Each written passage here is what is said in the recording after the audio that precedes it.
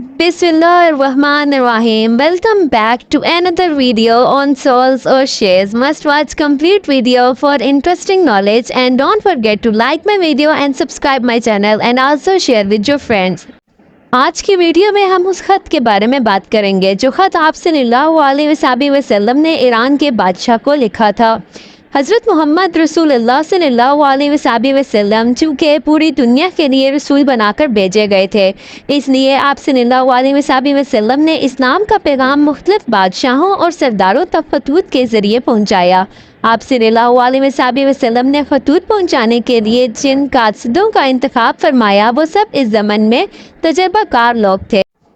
हजूर नबी करीम सल्लल्लाहु अलैहि वसल्लम ने ईरान के बादशाह जिसका नाम खुसरो था के नाम एक ख़त इरसाल फरमाया।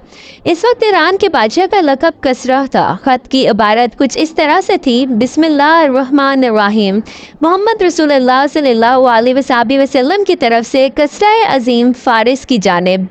इस शख्स पर सलाम जो हदायत की पैरवी करे और अल्लाह और उसके रसूल सल्लल्लाहु अलैहि वसल्लम पर ईमान लाए।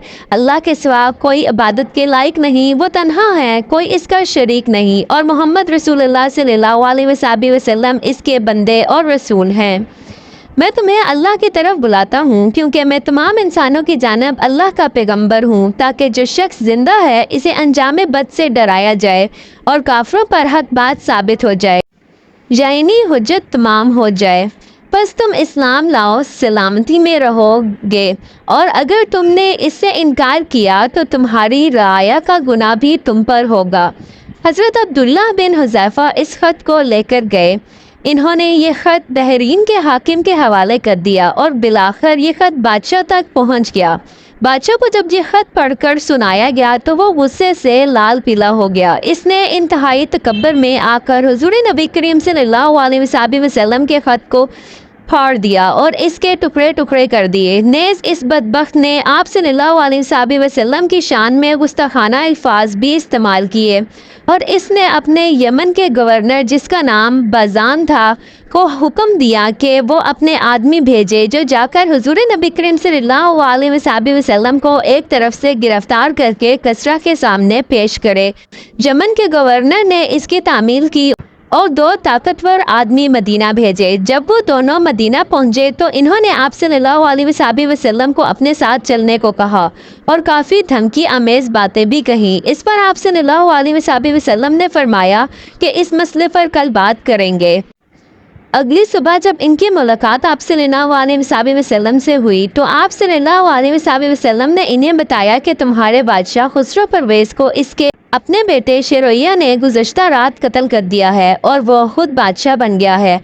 ये बिल्कुल इसी रात का वाक़या था जिस रात आप सल्लल्लाहु अलैहि वसल्लम ने ईरानी कासिदों को मदीने में ठहरने का हुक्म दिया था, और ये थी 10 जमातुल अव्वल 7 हिजरी मंगल की रात।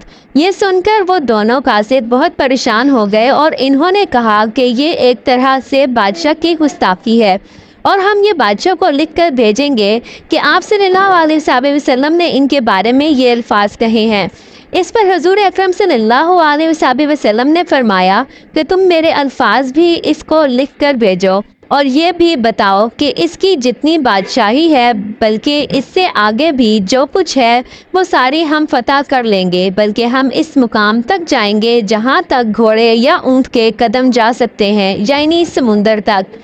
ये सुनकर दोनों कासिद वापस चले गए और यमन के गवर्नर बाज़ान को ये सारा वाक़या सुनाया। कुछ ही दिनों बाद शेरोया जो नया बादशाह बना था का ख़त बाज़ान को मिला जिसमें इसने लिखा, मैंने अपने बाप को कत्ल कर दिया है। इस वाक़े के बारे में बाज़ान ने सोचा कि आप सल्लल्लाहु अलैहि वसल्लम ईरान से हज़ारों किलोमीटर दूर मदीना में थे, तो इन्हें कैसे इल्म हो गया कि शेरोया ने अपने बाप खुसरो को कत्ल कर दिया है। ये इस बात का सबूत है कि आप सल्लल्लाहु अलैहि वसल्लम सच्चे नबी हैं और इन्हें अल्लाह ताला ने वही के ज़रिए इस बात की खबर की है। इस पर वो और इसके साथी मुसलमान हो गए। حضرت بزان رضی اللہ تعالیٰ عنہ نے بذریعہ خط آپ صلی اللہ علیہ وسلم سے عرض کی کہ انہیں سلام سکھانے کے لیے آپ صلی اللہ علیہ وسلم کوئی معلم بھیجیں۔ آپ صلی اللہ علیہ وسلم نے ان کی درخواست قبول فرمائی اور حضرت معاذ بن جبل رضی اللہ تعالیٰ عنہ کو یمن میں معلم اور قاضی بنا کر بھیجا۔ اسی طرح دین حق کو پھیلانے کے لیے آپ صلی اللہ علیہ وسلم نے عمان کے بادشاہ کی طرف بھی ایک خط بھیجا۔ عمان کے بادشاہ کا نام جعفر تھا۔ اس کا بڑا بھائی عبد بڑا سمجھدار تھا۔ بادشاہ اپنے بھائی عبد کے مشوروں کو نہایت اہمیت دیتا تھا۔ اسی وجہ سے حضور نبی کریم صلی اللہ علیہ وسلم نے ان دونوں بھائیوں کو ایک ہی خط لکھا۔ ان دونوں کے باپ کا نام جلندی تھا۔ حضرت عمر بن العاص رضی اللہ تعالی عنہ آپ صلی اللہ علیہ وسلم کا خط لے کر ان دونوں بھائیوں کے پاس پہنچے۔ انہوں نے پہلے عبد سے ملاقات کی، پھر بادشاہ اور ان کے درمیان کئی ملاقاتیں ہوئیں اور سوال و جواب ہوئے۔ بالآخر حبشہ کے بادشاہ نجاشی کا ذکر ہوا تو انہوں نے پوچھا کہ اس نے کیا فیصلہ کیا۔ حضرت عمر رضی اللہ تعالیٰ عنہ نے بتایا کہ انہوں نے اسلام بھی قبول کر لیا ہے اور روم کے بادشاہ ہرقل کو خراج دینا بھی بند کر دیا ہے۔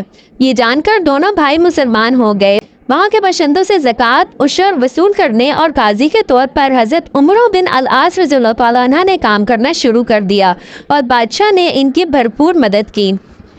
اسی طرح آپ صلی اللہ علیہ وسلم نے یمامہ کے حاکم کی طرف بھی خط بھیجا۔ یمامہ سعودی عرب کا شہر ہے۔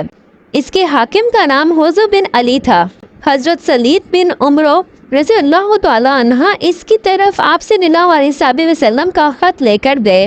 اس نے حضرت سلید رضی اللہ تعالیٰ عنہ کی خوب مہمان نوازی کی اور انہیں تحفے بھی دیے۔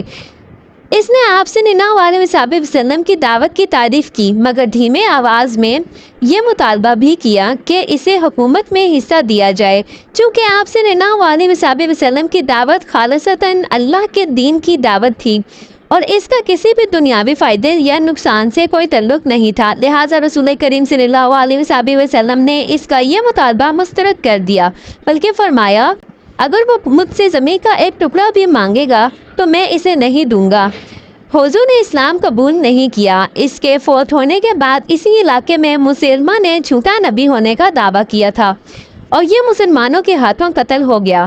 مسلمہ کو مسلمہ کذاب کہتے ہیں۔ کذاب کا معنی ہے جھوٹا۔ حضور نبی کریم صلی اللہ علیہ وسلم نے دعوت دین کے لیے بہت سے بادشاہوں حکمرانوں کو خطوط لکھے۔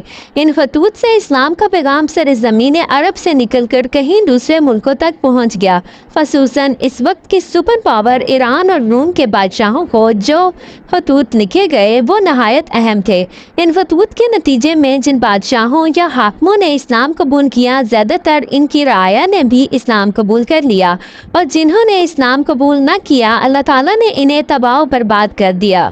جیسے کہ ایران کے بادشاہ خسرو پرویز نے آپ صلی اللہ علیہ وسلم کا خط پھاڑ دیا تھا۔ وہ نہ صرف قتل ہوا بلکہ اپنے سگے بیٹے کے ہاتھوں قتل ہوا۔ بیٹے کے ہاتھوں قتل ہونا زیادہ دکھ اور ذلت کی بات ہے۔ نیز اس کی سلطنت کے بھی اسی طرح ٹکڑے ٹکڑے ہو گئے جیسے اس نے آپ صلی اللہ علیہ وسلم کے مبارک خط کے ٹکڑے ٹکڑے کیے تھے۔ امید کرتی ہوں آج کی ویڈیو آپ کے لیے بہت ہی انفارمیٹیو ثابت ہوئی ہوگی۔ ویڈیو اچھی لگے تو ویڈیو کو لائک، چینل کو سبسکرائب اور اپنے دوستوں کے ساتھ شیئر کرنا مت بھولیے گا۔ نیکسٹ ویڈیو میں ملتے ہیں، تب تک کے لیے دیں اجازت اور اپنا خیال رکھیے گا۔ خدا حافظ۔